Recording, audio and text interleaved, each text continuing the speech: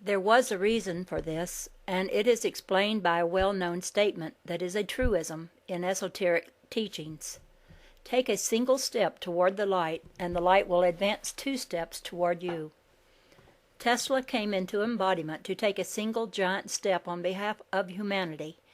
In the matter of communications, he discovered radio waves and then invented a machine to use them.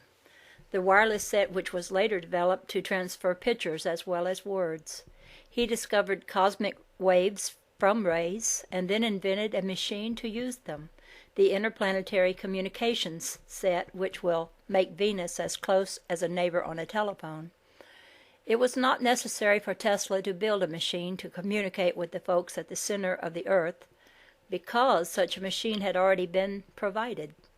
It was invented by a woman known to us today only as Leonora. She is now an ascended being. Leonora was among Saint Germain's disciples who were in embodiment in France at the time of the French Revolution. She knew Lafayette well, and through his assistance left France and went to the land of Wyoming, where she had the protection of Saint Germain's retreat, the Cave of the Symbols.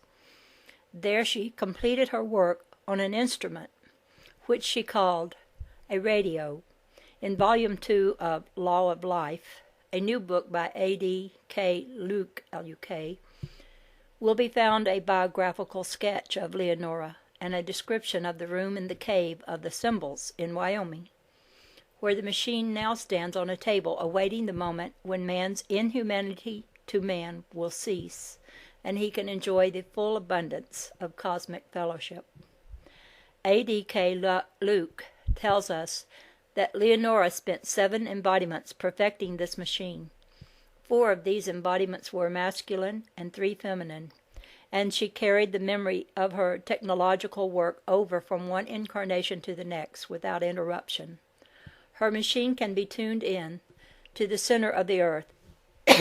In another operation, it can tune in to any spot on the surface of the earth, or anywhere above the earth in any etheric realm, and in a third operation it can tune in on any planet in this solar system, and some planets in adjacent systems.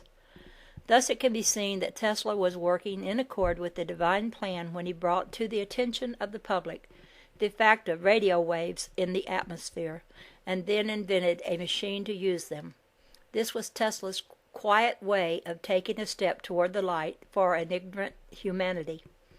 Tesla was well acquainted with Leonora's machine, but he also knew that humanity would never even suspect that this instrument, complete and ready for instant operation, has stood for many years in a room in a cave in Wyoming.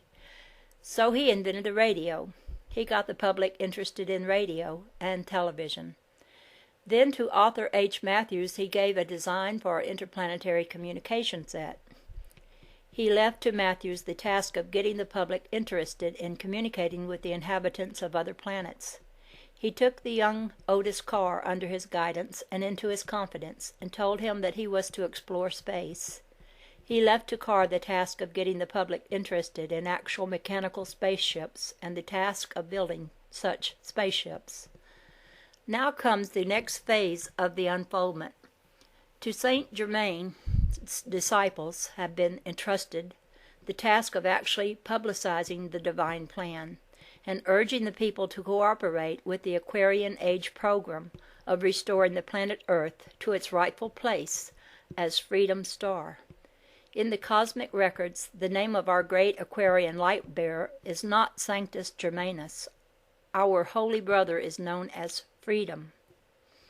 The earth is known as his star, or Freedom Star, for he has labored steadily for more than 70,000 years without respite to bring the planet to its present point of evolutionary unfoldment.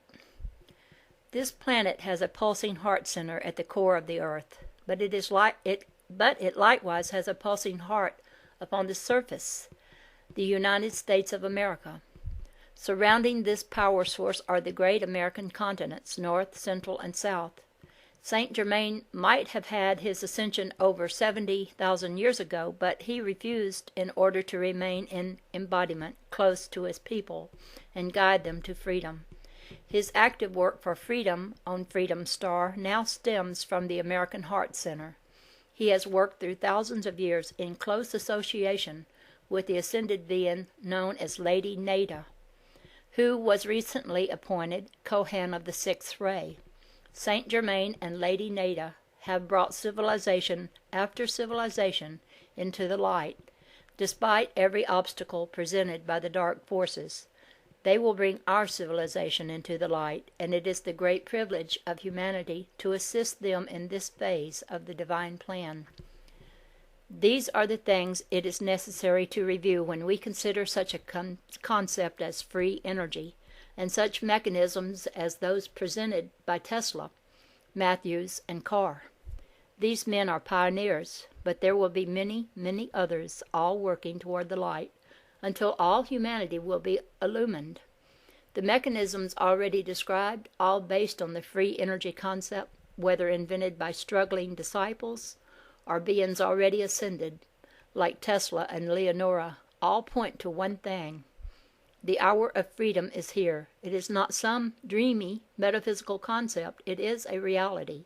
It is the freedom that leads to man's ascension. It is freedom from the curse of drudgery. No longer will coal, petroleum, and gas hold humanity in enslavement. Existence limited by that type of primitive power will shortly come to an end, and with the changeover to free energy will come an entirely new way of life, an economic system based on unlimited abundance instead of scarcity, maximum leisure, and a work schedule devoted only to those constructive, creative efforts designed to produce heaven on earth in accordance with the divine plan for this planet.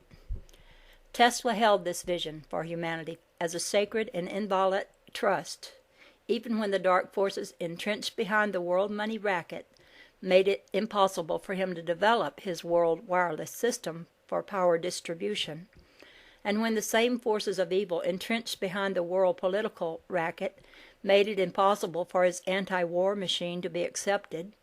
Tesla felt no sense of frustration or defeat, for he knew the physical activities would continue as usual through his many disciples. He knew well the face of his father, and his brushes with evil forces on the physical plane touched him but lightly. At the moment we are still faced with the same problems that faced Tesla, but the old order changeth swiftly. After Tesla tried to get the various governments to accept the anti-war machine in 1935 and failed, he asked Arthur H. Matthews to continue working on the design and to experiment with certain improvements. He had assigned the work to Matthews in 1934, and it has been in his trust since that day. Matthew has operated an experimental workshop in Canada since 1904. It was in this laboratory near Quebec that he built the Tesla interplanetary communication set in 1947. Arthur Matthews was a boy in England, and his father, an electrical engineer, was working there with Lord Kelvin when he first met Tesla. Kelvin had become interested in Tesla's wonderful new discovery of wireless or radio, and had invited Tesla to come to England to discuss the subject. It was there that the lifelong friendship began between Tesla and Matthew, father and son. The three worked together until the death of Mr. Matthews, the father, in 1915. Then Arthur Matthews carried on till Tesla left the physical plane in 1943, and has continued the activity since. During his last years, after the farewell of the dove, Tesla turned over a vast amount of material to Matthews in trust and confidence. He had in earlier years inspired Otis T. Carr to pursue 30 years of basic research leading to the present development of the Carr free energy devices and the Carr spaceship.